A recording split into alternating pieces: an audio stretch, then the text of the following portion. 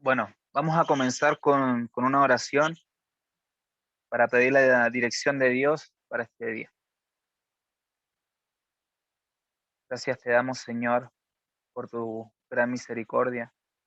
Gracias porque nos das esta herramienta como lo es la oración para poder comunicarnos contigo cada vez que te necesitemos, cada vez que nosotros precisamos fortaleza, te tenemos solamente a una oración de distancia y eso es maravilloso y lo agradecemos, Señor. Gracias por el Consolador, el Espíritu Santo, que en todo momento está constriñéndonos a orar, a estudiar la Biblia, a buscarte. Cristo, por favor, te queremos pedir que a través del Espíritu Santo puedas estar aquí en esta reunión, en cada corazón, haciéndonos comprender tu verdad, que sean tus palabras las que hablen, Señor, y no mis palabras de hombre, sino que este mensaje pueda ser llevado a todo el mundo, Señor, y que puedan muchos conocerlo a través de todos aquellos que lo van a escuchar quizás por primera vez, otros quizás a recordarlo, como lo es el mensaje de los tres ángeles, Señor. Que tu Espíritu Santo nos dirija en todo momento y ayúdanos a comprender. Todo esto nosotros te lo agradecemos, te lo pedimos, en el nombre santo de Jesús. Amén. Amén.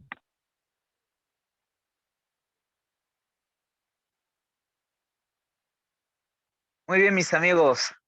Yo creo que muchos de los que están presentes ya deben conocer algo de este mensaje, del mensaje de los tres ángeles, pero a ver que me acomodo un poquito aquí, estoy como muy desordenado.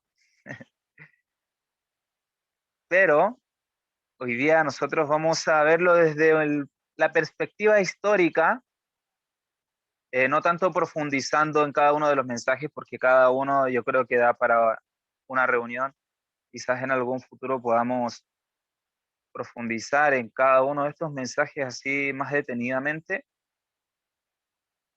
pero hoy precisamente nosotros vamos a hacer como una pincelada histórica en base a los escritos de Ellen White, comparándolos con el capítulo 14 de Apocalipsis, que es donde aparece este mensaje tan, pero tan profundo y que la verdad es un mensaje que deberíamos estar predicando en todo momento. Así que, bueno, ahí está mi hermanita Jacqueline, que el otro día me preguntaba. Llegó el día, hermanita.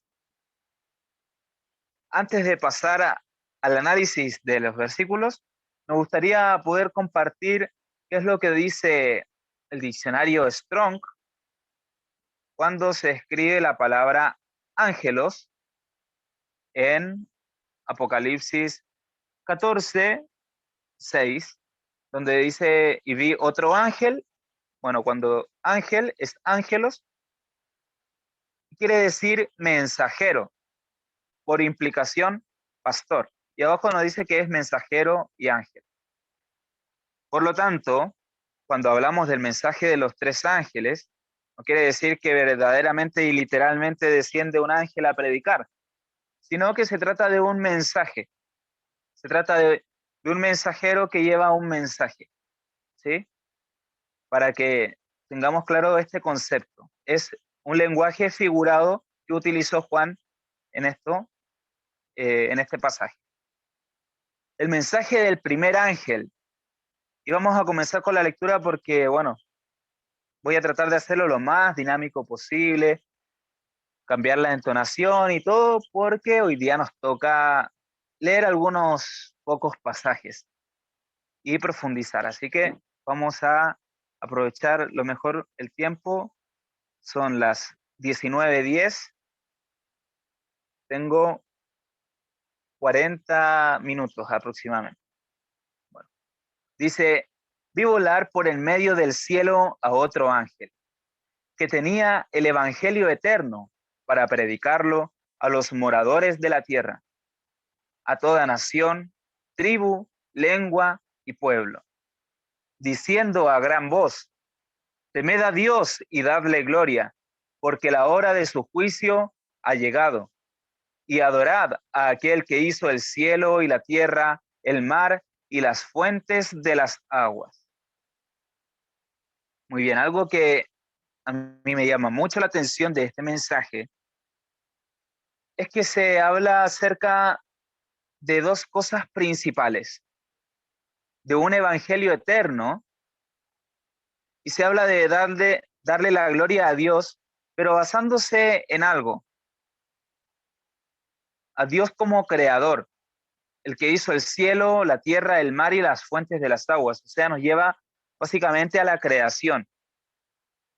Como que ya desde la creación el evangelio ya se estaba predicando. De alguna manera nosotros sabemos también que con los análisis que hemos hecho a través de esta herramienta tan útil como lo es el diccionario Strong, los escritos originales de Génesis 1.1 ya nos contaban acerca de esta profecía de los 6.000 años, en fin. Pero también algo muy interesante que nos lleva también al cuarto mandamiento, que también nos recuerda a Dios como creador. Y esto ya lo vamos a ver juntamente con el mensaje del tercer ángel, siendo como conectando, porque todos estos mensajes van conectados en uno solo.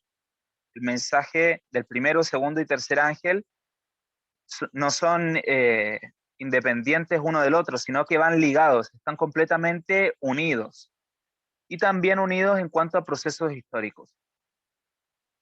Se dice que se predica a todos los moradores de la tierra, a toda nación, tribu, lengua y pueblo. ¿Cuándo sucedió esto? Porque esto en un momento se le dio cumplimiento, esto es una profecía que se le dio cumplimiento en un momento específico. Vamos a ver qué nos dice la historia de la redención. En la página 373 dice, la profecía del mensaje del primer ángel, revelada en la visión de Apocalipsis 14, encontró su cumplimiento en el movimiento adventista de 1840 a 1844. ¿Qué pasó en 1844? Lo vimos la semana pasada, el otro viernes. El gran chasco, claro que sí. Muy bien ahí el que contestó, tiene el micrófono apagado, no importa, déjelo apagadito, ¿no? Pero lo felicito porque está atento. 1844, o sea, desde 1840 a 1844 se predicó el evangelio eterno a toda tribu, nación, lengua y pueblo, la cual mencionaba un mensaje específico que decía, temed a Dios y darle gloria, porque la hora de qué? De su juicio ha llegado. Sabemos que en 1844 comienza el juicio investigador, donde está Cristo como juez y abogado, intercesor, o sea, está haciendo la doble labor. Esto es algo maravilloso, tener a Cristo como juez y como abogado. Imagínense ustedes que le pasan una multa de tránsito y le dicen, bueno, va a tener que, viene el abogado y le dice, te tengo una noticia mala y una noticia buena. Bueno, ¿cuál es la mala? La mala es que tú vas a tener que pagar una multa. Bueno, y la buena es que yo voy a ser el juez. O sea, voy a ser tu abogado y voy a ser tu juez. Tremendo. Tanto en Europa como en América, algunos hombres de fe y oración se sintieron profundamente conmovidos cuando su atención se concentró en las profecías, específicamente las profecías de Daniel. Al examinar el registro inspirado, descubrieron evidencias convincentes de que el fin de todas las cosas estaba cerca. El Espíritu de Dios instó a sus siervos a dar la advertencia. El mensaje del Evangelio eterno se esparció por todas partes. Temed a Dios y dadle gloria, porque la hora de su juicio ha llegado. Apocalipsis 14, 7. ¿Quiénes eran bueno, uno de los líderes que estaba en Europa fue Wolf, ¿sí? El llamado misionero universal. Y por el otro lado, en Estados Unidos estaba Miller, ¿sí? Todo el movimiento millerita. Mucha gente se movilizó en este momento porque imagínense, la profecía de las 2300 tardes y mañanas es exacta y precisa. O sea, no ya tenía muchas partes que se habían cumplido, como lo son las 70 semanas, a la venida de Cristo, y todo eso se cumplió en el lapso determinado. Por lo tanto, las 1300 tardes y mañanas también se cumplieron en el plazo determinado por Dios, en 1844. Pero no sucedió lo que ellos esperaban que sucediera, que era la segunda venida de Cristo. Y esto es muy interesante porque, bueno, ustedes ya se van a dar cuenta de lo que dice aquí, mire. La proclamación de un momento definido para la venida de Cristo despertó la gran oposición de mucha gente de todas las clases, desde el ministro en el púlpito hasta el más osado pecador. Nadie sabe ni el día ni la hora, decía a la vez el hipócrita ministro y el burlador más atrevido. Cerraron sus oídos a las claras y armoniosas explicaciones del texto que daban los que se referían al fin de los periodos proféticos y a las señales que Cristo mismo había anunciado como pruebas de su advenimiento. ¿Les suena de algo esto? ¿Lo han escuchado alguna vez? Bueno, porque yo sí. Muchos de los que profesaban amar al Salvador declararon que no se oponían a la predicación de su venida. O sea, no se oponían a predicar que Cristo venía. Solo objetaban la fijación de un momento definido. El ojo de Dios, que todo lo ve, leía lo que había en los corazones. No querían escuchar que Cristo vendría para juzgar al mundo con justicia. Habían sido siervos infieles. Sus obras no podrían resistir la inspección del Dios que escudriña los corazones, y temían encontrarse con su Señor. Esto es lo que en realidad les molestaba, y esto es lo que en realidad molesta de poner un año determinado para la venida de Cristo.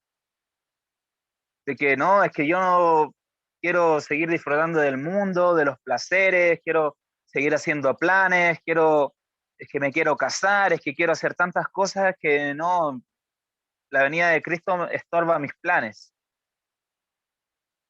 Como los judíos en ocasión del primer advenimiento de Cristo no estaban preparados para dar la bienvenida a Jesús, Satán y sus ángeles se regocijaron y vituperaron a Cristo y a sus santos ángeles, porque su profeso pueblo lo amaba tan poco que no deseaba que regresara. Los atalayas infieles estorbaban el progreso de la obra de Dios. ¿Y esto solamente pasó en aquel tiempo? ¿O se podría volver a repetir? ¿O podríamos decir que se está repitiendo? Verdaderamente revelador. Siguiendo, pasando con el tema de lo que estaba sucediendo en esa época, cuando llegó 1844 y Cristo no vino, dice lo siguiente: el momento de la expectativa pasó y Cristo no apareció para liberar a su pueblo. Los que con fe sincera y amor despertaron a su Salvador sufrieron una amarga desilusión, pero el Señor había cumplido su propósito, había probado los corazones de los que profesaban esperar su venida. ¿Qué es lo que pasó en 1844? Terminaron las 2300 tardes y mañanas, ¿verdad? Muy bien. Y hay una cita de Ellen White donde dice que el tiempo no será más una prueba para el pueblo de Dios más allá de 1844. Pero ¿de qué se está refiriendo? ¿A qué tiempo se está refiriendo? ¿A qué prueba se está refiriendo? Bueno, aquí está la respuesta. El Señor había cumplido su propósito y había probado los corazones de los que profesaban esperar su venida. Aquí se realizó un refinamiento, por eso ahí puse esta imagen del del orfebre cuando refina el oro. El otro día escuché una frase y es muy interesante. ¿Qué es lo que pasa cuando nosotros pasamos por pruebas? Y eso se simula a lo que es el oro afinado en fuego de Apocalipsis 3:14 en adelante. Cuando Dios nos llama a ser fríos o calientes, pero por tanto somos tibios, compremos de él oro refinado en fuego. Este oro tiene que ver con la fe que pasa por la prueba. La fe de estos adventistas, que aún no eran adventistas del séptimo día, solo eran adventistas porque esperaban el advenimiento de Cristo. La fe de estos adventistas fue probada, porque imagínense, ellos habían creído en las promesas de la Biblia, se los llamó a estudiar eh, muchos temas como la justificación por la fe, como la naturaleza de Cristo, muchas cosas que empezaron a suscitar a través de las profecías que ellos estaban estudiando, para purificar sus corazones, para estar listos para recibir al Señor en su venida. Pero cuando Cristo no vino, imagínense, muchas personas desistieron de la fe, apostataron, se alejaron, otros empezaron a sacar nuevas teorías sobre lo que sería el cumplimiento de esta profecía de las 2300 tardes y mañanas y empezaron a decir, no, mira, todavía no se cumple, se va a cumplir en un futuro, pero en realidad nosotros sabemos que sí se cumplió la profecía de las 2300 tardes y mañanas en 1844, pero esto fue una prueba para los verdaderos hijos de Dios, porque muchos de los que profesaban creer en Cristo y de los que esperaban a Cristo en 1844, luego dijeron, no, yo en verdad nunca creí en realidad y se burlaban de los que habían creído. Y esto verdaderamente es algo que, que hizo que mucha gente se alejara, pero unos pocos quedaron y ellos siguieron estudiando y se empezaron a encontrar con nuevas verdades. Aquí recordamos que se cumple la profecía de Apocalipsis 10 del librito dulce y amargo, dulce en la boca pero amargo en el vientre, este chasco que les amargó el vientre. Y me olvidé de mencionarles la frase que escuché el otro día de lo que hace el orfebre. El orfebre limpia el oro, saca las escorias, saca las impurezas del oro, pero tiene que estar todo el tiempo pendiente del oro o la plata para que no se le queme, porque si se va y se descuida del oro, se le quema. Tiene que estar en su punto exacto. ¿Y cuando sabe que eso está limpio? Cuando el orfebre ve su cara reflejada en el oro derretido. O sea, cuando Dios ve su imagen en nosotros, es cuando nosotros estamos refinados. Y esto es algo que tiene que ser una tarea diaria, nuestra santificación. Y vamos a ver cuán importante es esto para poder mantenernos del lado de Dios en el día final, o en los años finales, ¿sí? Cuando ya se desenvuelva el gran conflicto y solamente queden dos bandos, los que adoran a Dios, los que adoran a la bestia. Dice, bueno, cuando habla acerca de temer a Dios y darle gloria, como decíamos, dar gloria a Dios es reflejar su carácter en el nuestro. Y de esa manera hacerlo conocer. Y glorificamos a Dios en cualquier forma en que hagamos conocer al Padre o al Hijo. Como decíamos, reflejar a Cristo, reflejar a Dios en nosotros. Y aquí recordamos la imagen de Moisés cuando baja del Sinaí con los 10 mandamientos. Y qué curioso que él al tener los 10 mandamientos en su mano, su rostro brillaba. ¿Por qué será? Porque verdaderamente ese es el carácter de Cristo. La ley de Dios refleja el carácter de Cristo. El mensaje del segundo ángel. Ya seguimos con la lectura de Apocalipsis 14, ahora el versículo 8, y dice, otro ángel le siguió diciendo, ha caído Babilonia, la gran ciudad, porque ha hecho beber a todas las naciones del vino del furor de su fornicación. El mensaje del segundo ángel de Apocalipsis 14 fue proclamado por primera vez en el verano de 1844 y se aplicaba entonces más particularmente a las iglesias de los Estados Unidos de Norteamérica, donde la amonestación del juicio había sido también más ampliamente proclamada y más generalmente rechazada, y donde la decadencia de las iglesias había sido más rápida. Aquí está hablando del verano de 1844, pero recordemos que en el hemisferio norte, para ellos el verano sería lo que para nosotros es el invierno. Ya sería más o menos entre junio y septiembre, antes del Gran Chasco. Y aquí se hacía la amonestación de la decadencia de las iglesias. Pero el mensaje del segundo ángel no alcanzó su cumplimiento total en 1844. Las iglesias decayeron entonces moralmente por haber rechazado la luz del mensaje del advenimiento. Pero esta decadencia no fue completa. A medida que continuaron rechazando las verdades especiales para nuestro tiempo, fueron decayendo más y más. Sin embargo, aún no se puede decir, ha caído la gran Babilonia, la gran ciudad, porque ha hecho beber a todas las naciones del vino del furor de su fornicación. Aún no ha dado de beber a todas las naciones.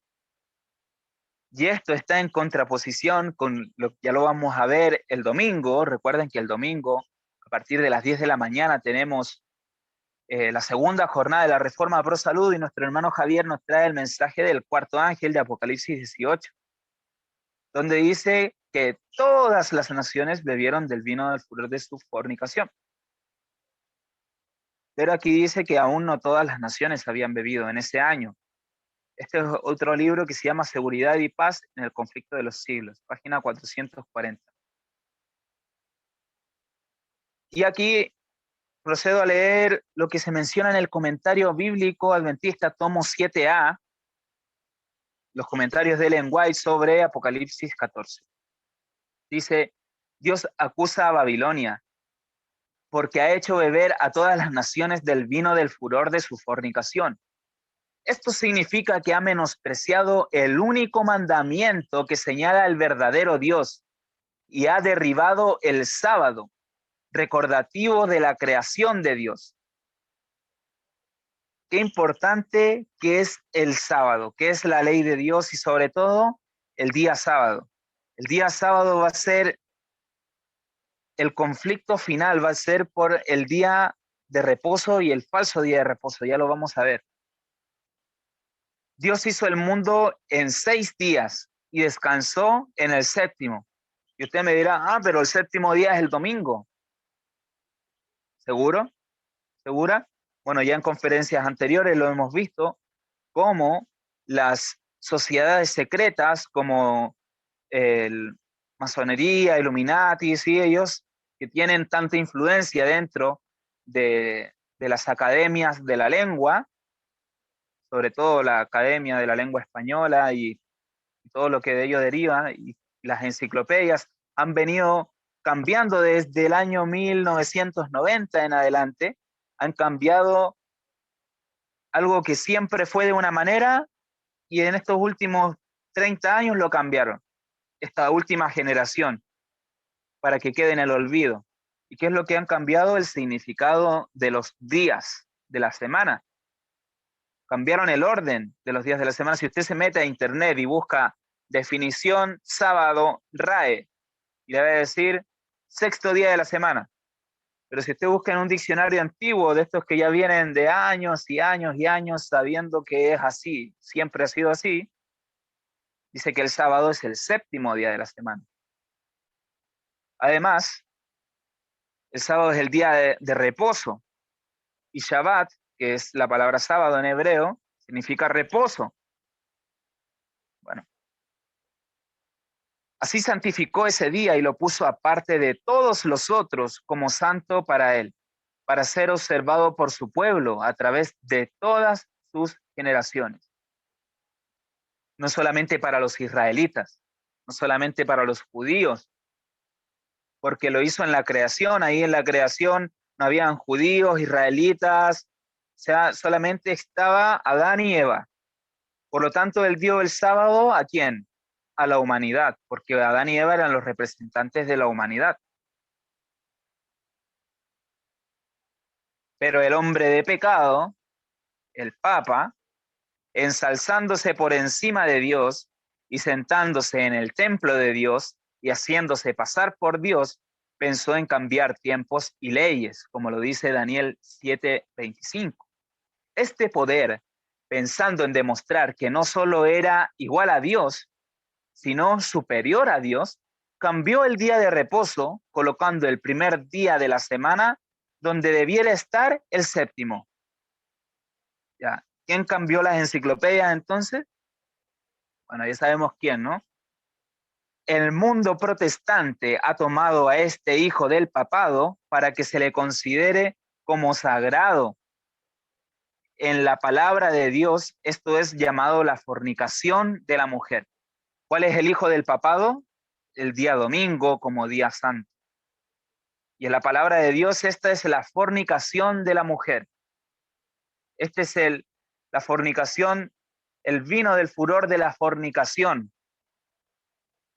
Interesante, ¿ah? Dios tiene un conflicto con las iglesias actuales. Ellas están cumpliendo la profecía de Juan. Todas las naciones han bebido del vino del furor de su fornicación.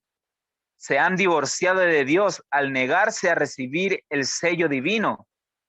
No tienen el espíritu del pueblo leal que guarda los mandamientos de Dios, y las gentes del mundo, al dar su sanción a un falso día de reposo y hollar bajo sus pies el día del Señor, han bebido del vino del furor de su fornicación.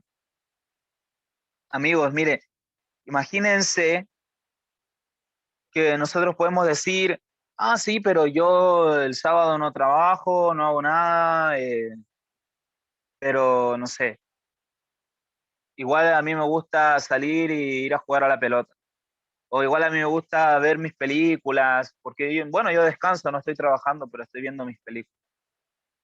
Yo voy a la iglesia el sábado, sí, yo voy a la iglesia el sábado, pero después llego a la casa y cocino. Me pongo a preparar la comida ahí mismo el día sábado. Eso es transgredir la ley de Dios también. Por más que nosotros digamos y nos convenzamos y nos autoconvenzamos de decir, no, es que Dios ve el corazón, Dios no ve. Pero mis amigos, si yo tengo un corazón conforme al corazón de Dios, voy a tener su ley en mi corazón. En mi corazón he guardado tus preceptos, dijo David. El mensaje del tercer ángel. A ver cuánto tiempo me queda. Bueno, algo queda. Apocalipsis 14, del 9 al 11. Y esto es algo que se liga a los otros mensajes. Ya vimos, el mensaje del primer ángel fue el evangelio eterno predicado a todo el mundo, se encontró su cumplimiento entre 1840 a 1844. El mensaje del segundo ángel comienza su cumplimiento en 1844, en el verano, entre los meses de junio y septiembre, se empieza a predicar el mensaje de salir de las iglesias apóstatas. Pero ese mensaje sigue, o sea, no es que se predicó allí y ya listo, no hay que predicarlo más. Ese mensaje debe seguirse predicando. El evangelio eterno de Dios, la naturaleza de Cristo, la santificación, la justificación por la fe, en fin, todas esas cosas deben seguir siendo parte de nuestro diario vivir, nuestro diario pensar, nuestro diario hablar. A la vez también el salir de las iglesias apóstatas, también, o sea, incentivar, no como lo hacíamos tradicionalmente. Yo recuerdo muchas veces haber escuchado sermones y decir, no, pero es que los pentecostales, ¿no? Y los evangélicos y los testigos de Jehová, y como yéndose en contra como con ira, ¿no? Como llevando un mensaje así como que yo soy perfecto porque estoy en la iglesia adventista del séptimo día y ellos son pecadores, ¿por qué no? Pero ya vimos que en realidad guardar la ley de Dios va más allá de pertenecer a una denominación. Guardar la ley de Dios se hace en el corazón primero, o sea, yo primero me convenzo y no lo hago yo por mis propios méritos, sino tomándome de los méritos de Cristo, el cual vivió una vida justa, sin pecado, fue tentado en todo, pero sin pecado.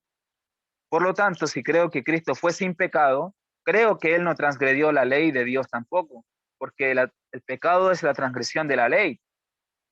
Entonces, Cristo vivió esa vida justa que nosotros no podemos. Como tantas veces ya lo he mencionado, tenemos que tomarnos de su mano y pedirle a Él que nos ayude a guardar su ley. Señor, enséñame a guardar el sábado, enséñame a honrar a mi padre y a mi madre, enséñame a ponerte a ti por encima de todas las cosas, enséñame a no envidiar, enséñame a poder ser una persona de pensamientos puros, instrúyeme, ayúdame, guíame, tengo este problema, ayúdame con esto. Y así es como nosotros podemos alcanzar esa santificación, pero no por tanto leer y tanto estudiar y saber, eso verdaderamente no, porque no es con espada ni con espíritu, sino con ¿qué? Con mi Santo Espíritu, ¿verdad? Con mi Santo Espíritu, no es con espada ni con... ¿Cómo es el versículo, amigo? No es con ejércitos ni con espada, aquí tengo mi apoyo, mi fiel escudero aquí. Bueno, continuamos con la lectura. Y el tercer ángel lo siguió diciendo a gran voz: si alguno adora a la bestia y a su imagen, y recibe la marca en su frente o en su mano, él también beberá del vino de la ira de Dios, que ha sido vaciado puro en el cáliz de su ira, y será atormentado con fuego y azufre delante de los santos ángeles y del Cordero. Y el humo de su tormento sube por los siglos de los siglos, y no tienen reposo, ni de día, ni de noche, los que adoran a la bestia y a su imagen, ni nadie que reciba la marca de su nombre. Aquí está la paciencia de los santos. Aquí están los que guardan los mandamientos de Dios y la fe de Jesús. Muy bien. ¿Queda alguna duda de que los mandamientos de Dios siguen en vigencia? Porque aquí no dice los mandamientos de Jesús. Para algunos que dicen, no, es que Jesús cambió los mandamientos, dijo, ama a Dios y ama al prójimo. Pero aquí dice, los que guardan los mandamientos de Dios, de Jesús o de Dios, que básicamente son los mismos, solo que el mundo evangélico los separa como que fueran dos cosas completamente diferentes, como que ese fuera un nuevo pacto diferente del anterior. Si eso hubiera sucedido, si es que ahora la ley no estuviera vigente, no sería eso una injusticia para los judíos, para el pueblo de Dios, no sería una injusticia para ellos, porque luego de que Cristo, cuando Cristo hace el mundo, descansa el séptimo día, el pueblo de Israel peregrinando, siempre los seguidores de Dios guardaron los mandamientos de Dios. Esa fue la norma para poder alcanzar la santificación y agradar a Dios. Cada vez que el pueblo de Dios se alejaba de los mandamientos, de guardar su ley, caía calamidad sobre ellos. Pero si Dios es un Dios justo, Dios es un Dios piadoso y misericordioso, ¿por qué a nosotros nos rebajaría la norma? Él no vino a rebajar la norma de los mandamientos. Él vino a confirmar la norma, a elevar los estándares que los mismos judíos habían transgredido, habían rebajado. Muy bien. Historia de la redención. Este es un libro maravilloso, yo les recomiendo que ustedes puedan leerlo. Cuando Cristo entró en el lugar santísimo del santuario celestial para realizar la obra final de la expiación, encomendó a sus siervos el último mensaje de misericordia que habría de darse al mundo. Es la advertencia del tercer ángel de Apocalipsis 14. Inmediatamente después de esa proclamación, el profeta ve al Hijo del Hombre que viene en gloria para cegar la mies de la tierra. Es el último mensaje de misericordia, es un mensaje de misericordia. Pero aquí dice que él también beberá del vino de la ira de Dios, habla del cáliz de su ira, habla del fuego y del azufre. ¿Cómo va a ser eso misericordia? Claro que es misericordia porque nos está avisando, nos está dando la advertencia de que si el que recibe la marca de la bestia, adora a la bestia y recibe su marca, va a recibir, va a beber del vino de la ira de Dios. Si bebiste del vino de la fornicación, bebes también del vino de la ira. Por lo tanto, para no beber del vino de la ira, ¿qué tenemos que hacer? Todo lo contrario. ¿Y cuál es el vino del furor de la fornicación? Ya vimos que era día domingo. Muy bien. Seguimos leyendo la historia de la redención. Aquí está hablando acerca de, esto empieza en 1844, como lo vimos, este mensaje empieza a predicarse a partir del gran chasco, cuando Cristo entró en el lugar santísimo, o sea, esto fue en 1844, se empezó a predicar este mensaje y estas personas que estaban allí esperando a Cristo, los sinceros, habían seguido por fe a su sumo sacerdote desde el lugar santo hasta el lugar santísimo y lo vieron invocando su sangre para suplicar ante el arca de Dios. Dentro de esa arca sagrada está la ley, que fue promulgada por el Señor mismo entre los truenos del Sinaí y fue escrita con su propio dedo en tablas de piedra. ¿Recuerdan cuando estudiamos sobre el santuario?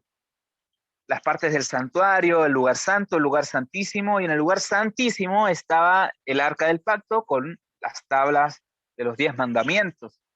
Y eso en el santuario terrenal.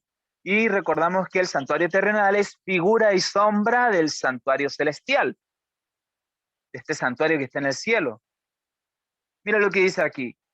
Ni un solo mandamiento ha sido anulado. Ni una jota, ni un tilde han sido cambiados. Y estas son palabras de Cristo. Ni una jota, ni una tilde pasará de la ley. Cuando el Altísimo dio a Moisés la copia de su ley, ¿cómo la copia? La copia de su ley, conservó el gran original en el santuario de arriba. Qué interesante. O sea, que las tablas de la ley que están en el arca del pacto aquí en la tierra son la copia de las tablas de la ley, las originales que están allá en el cielo. Por lo tanto, la ley ha existido desde siempre.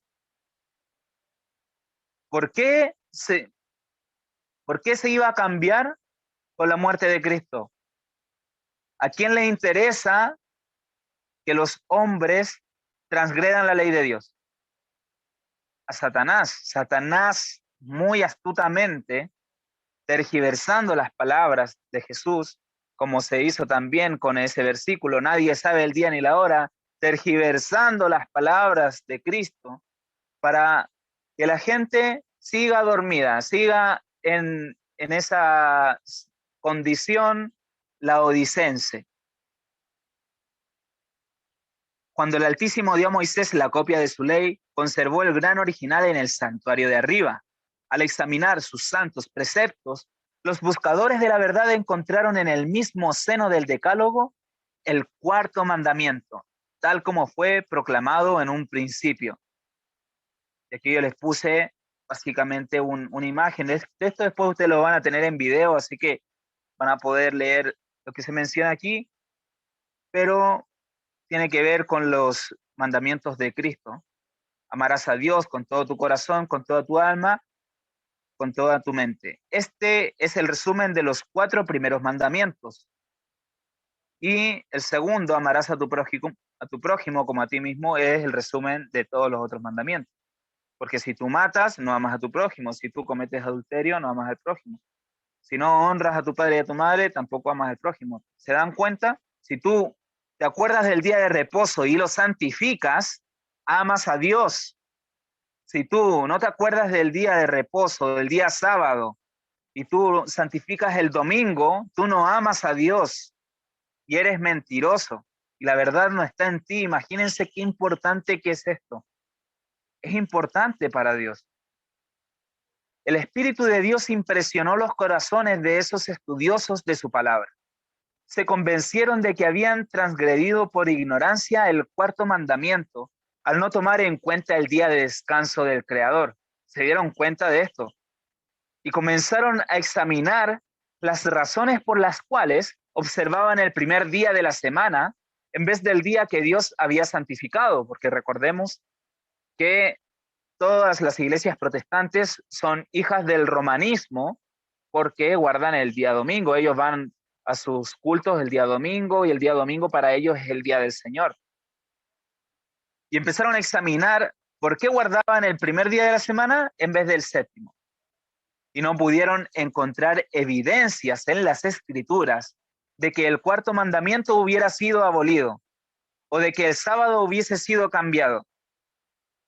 Ahora yo me pregunto, hoy en día los que adoran en el día domingo, cuando se les menciona esto, se ponen en la negativa y se van en contra del mensajero, pero de verdad se ponen a escudriñar con sinceridad como estas personas, de verdad, así con la mano en el corazón, con sinceridad. Tú has escudriñado en la Biblia y has buscado un versículo que diga que ya no hay que santificar el sábado sino el domingo.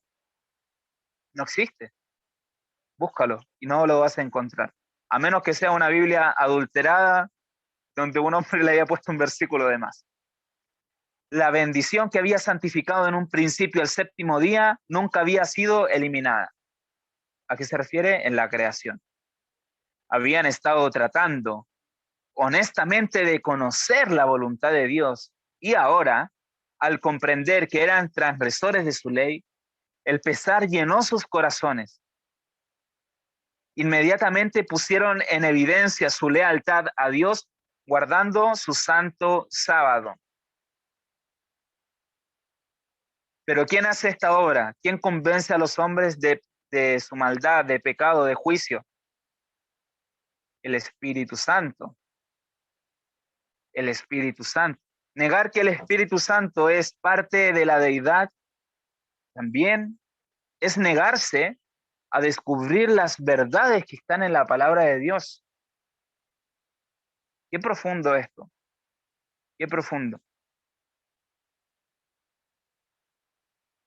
Y bueno, ya para poder ir concluyendo, si no te queda claro, mira Isaías 48. Sécase la hierba y marchítase la flor, mas la palabra del Dios nuestro permanece para siempre. La palabra del Dios nuestro permanece hasta la venida de Cristo, hasta su muerte. No, hasta que la destrucción del templo de Jerusalén. No, hasta el 2014. De ahí en adelante ya no, la palabra de Dios ya no permanece. ¿Para cuándo permanece? Para siempre. ¿Quedan dudas todavía? ¿Qué es la marca de la bestia? La marca de la bestia, como ya vimos, es la observancia del día domingo como día santo. Si no lo crees, bueno, domingo en inglés es Sunday. Sun significa sol. Day significa día, día del sol. ¿Quién adoraba el día del sol? Los romanos adoraban al dios sol en el día del sol. ¿Qué es este logo que yo puse aquí? Este es el logo de los jesuitas, que es, en el capítulo 12, hace 2 sábados del conflicto de los siglos, recordamos que leímos sobre los jesuitas, sobre esta sociedad que fue levantada para asesinar a los protestantes en la era de la Inquisición romana, cuando ellos estuvieron en contra ya la revolución de la reforma empezó en Francia y bueno, y se empezaron a levantar todos los movimientos también y nacieron los jesuitas para prenderlos en hogueras, matarlos de todas formas, y ellos siguen estando. Ellos mataron a Abraham Lincoln, ellos mataron bueno, mandaron a matar también varios presidentes, e intentaron matar a algunos que no pudieron, envenenarlos con la copa.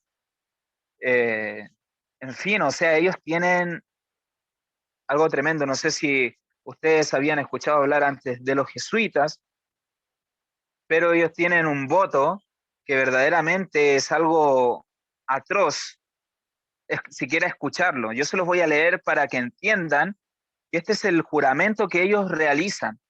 ¿Cómo lo sabemos? Porque, bueno, hay personas que fueron jesuitas, entre ellos, por ejemplo, Alberto Rivera, el cual reveló cuando se infiltraron los jesuitas dentro de las iglesias protestantes, incluida la Iglesia Adventista del Séptimo Día.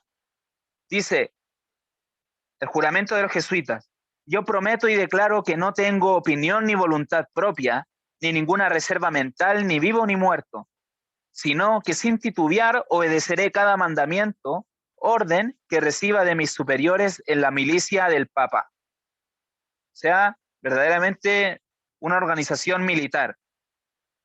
Más aún prometo y declaro que cuando se me presente la oportunidad, haré guerra secreta o abiertamente contra las herejías, los protestantes y los liberales, según sea dirigido, para extirparlos y exterminarlos de la faz de la tierra, y que no me importará la edad, el sexo o la condición, y que ahorcaré, quemaré, botaré, herviré, estrangularé y quemaré vivos a todos los infames herejes.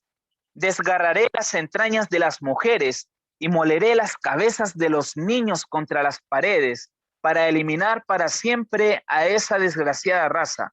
Y cuando no pueda hacerlo abiertamente, utilizaré la copa con el veneno, la cuerda estranguladora, la bala sin consideración alguna del honor, del rango o de la autoridad que posea la persona o personas, cualesquiera sea su condición en la vida, ya sea pública o privada, tal y como sea dirigido por algún agente del Papa o por algún superior de la Hermandad de la Santa Fe, la Sociedad de Jesús. Tremendo. Y este logo de los jesuitas, ¿qué tiene? ¿Qué parece? Un sol. ¿Siguen adorando al dios sol? Claro que sí, claro que sí. Y bueno, ahora no tenemos tiempo para esto, pero los tres clavos, yo no les puedo mostrar la evidencia, pero ustedes si quieren pueden buscarlo. En Roma, el clavo, la representación numérica del clavo es el número 6. ¿Recuerdan cuál es el número de la bestia que está en Apocalipsis 13? El 666. ¿Cuántos clavos hay en el logo de los jesuitas? 3. 3, 6. Bueno, más claro yo creo que sería echarle agua. ¿Cuál es la marca de Dios? A ver, ya me quedan 5 minutitos. La marca de Dios, Ezequiel 20:20. Y santificad mis días de reposo, y sean por señal entre mí y vosotros, para que sepáis que yo soy Jehová vuestro Dios. ¿Cómo yo sé que Jehová es mi Dios? Santificando sus días de reposo. Yo puedo decir, Jehová es mi Dios, y santificar el lunes. No, es que Dios me entiende, el sábado es el día que hay más gente en los locales, en los negocios, por eso Dios entiende, Dios sabe que yo le amo, yo le regalo el lunes, yo le regalo el jueves. ¿Eso dice la ley de Dios? ¿Es como yo quiero o como Dios lo pide? Éxodo 31, 13, 16 y 17. Palabras de Dios a Moisés. Tú hablarás a los hijos de Israel diciendo, en verdad, vosotros guardaréis mis días de reposo, porque es señal entre mí y vosotros, por vuestras generaciones, para que sepáis que yo soy Jehová, que os santifico. O sea, en el día sábado, que es señal entre Dios y nosotros, también es señal de santificación para nosotros. Dice, yo soy Jehová que los santifico. Guardarán pues el día de reposo los hijos de Israel, celebrándolo por sus generaciones por pacto perpetuo. Señales para siempre entre mí y los hijos de Israel, porque en 6 días hizo Jehová los cielos y la tierra, y en el 7º día cesó y reposó. Dice que hay que celebrarlo por las generaciones, por pacto perpetuo, y que es señal para siempre entre mí y los hijos de Israel. Ah, pero mira, es para los hijos de Israel nada más. Y a ver, ¿y nosotros de quién obtuvimos el evangelio? ¿Cómo es que nosotros tenemos la Biblia? ¿Quién cuenta cuáles son las historias que se cuentan en el Antiguo Testamento? De qué pueblo? Del pueblo de los hunos, de Atila. ¿De qué pueblo? Del pueblo de Israel. Y si nosotros leemos sus historias y tenemos el evangelio que se les entregó a ellos, y es el mismo evangelio que se nos entregó a nosotros, a ellos por símbolos y a nosotros con el cumplimiento de esos símbolos. Pero es el mismo evangelio, el evangelio eterno. Por lo tanto, nosotros también somos hijos de Israel. Carta 12, año 1900.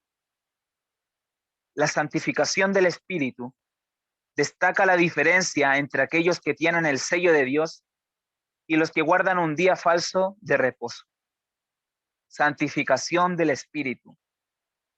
¿Qué dice aquí? El Éxodo 31:13. Yo soy Jehová que los santifico. ¿Cómo nos santifica? A través de su día santo, porque Él santificó el sábado. Y la santificación del Espíritu es inevitable para aquel que guarda sus mandamientos, aquellos que tienen el sello de Dios y los que guardan, y es los diferencia de los que guardan un día falso de reposo.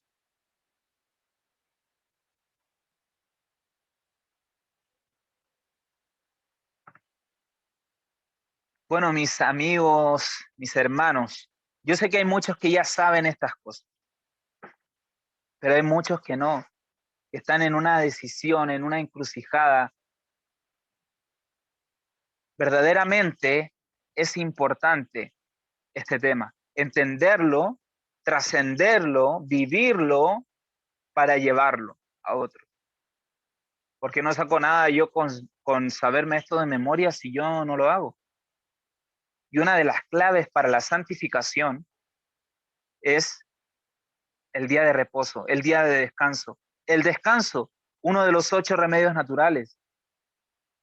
Y así junto con el descanso, los otros 7 remedios naturales también son importantes. La nutrición saludable, no consumir carne. No, pero es que no por comer carne y no comer carne yo no me voy a perder el cielo. ¿Estás seguro de eso? No es pecado. No es pecado comer carne. Nadie dijo eso. Pero te nubla las percepciones mentales, te vuelve adicto, te hace esclavo de tus pasiones. ¿Puede alguien que está en la carne, en las pasiones de la carne, heredar el reino de Dios? No. Así que, hermanitos queridos, mis amigos, pidámosle a Dios que nos enseñe a guardar sus mandamientos. Es importantísimo. Es importante que Él pueda hacer una obra de santificación, una obra de reavivamiento, de reforma en nosotros y que podamos llevar el Evangelio a otras personas. Así que vamos a orar pidiéndole a Dios que nos ayude cada día, en cada momento, para poder guardar su ley, porque esa es la paciencia de los santos, los que guardan los mandamientos de Dios y tienen la fe de Jesús. Por la fe de Jesús, yo guardo los mandamientos. Oremos. Padre bendito que estás en las alturas de los cielos, santificado sea tu glorioso nombre, Señor. Señor, gracias te damos porque tú has derramado luz sobre tu pueblo. Gracias te damos porque no nos has dejado en tinieblas para que aquel día nos tome como ladrón. Señor, ayúdanos a hacer nuestro deber diario, que cada día podamos hacer nuestra obra para que no quedemos despojados de tu reino, Señor. Enséñanos a guardar tu ley porque en nuestra propia capacidad es imposible hacerlo. Solamente por tus méritos y por tu sangre derramada es que nosotros podemos obtener el triunfo contra el pecado, el triunfo en contra de Satanás y sus huestes que están constantemente acechándonos como leones rugientes. Libéranos, Señor. Danos la libertad, porque aquel que está en el Espíritu ya no se vuelve esclavo de la ley. Nosotros queremos ser libres de la condenación. Señor, danos poder del Espíritu Santo. Úngenos cada día, bautízanos en tu Espíritu para poder llevar este mensaje con gran poder y gloria y así cumplir con tu profecía, Señor, cumplir con el mandato que tú has dado a tu pueblo. Ayúdanos a despertar a nuestros hermanos adventistas, los cuales están en una condición laodicense, Señor.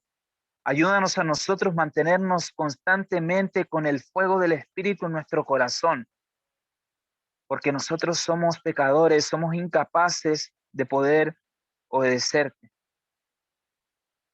Señor, inúndanos el corazón de tu amor y que ese amor y misericordia que se reflejan de tu carácter pueda ser reflejada a otros y que ese mensaje de misericordia que tú has dado, nosotros también podamos darlo con poder, Señor.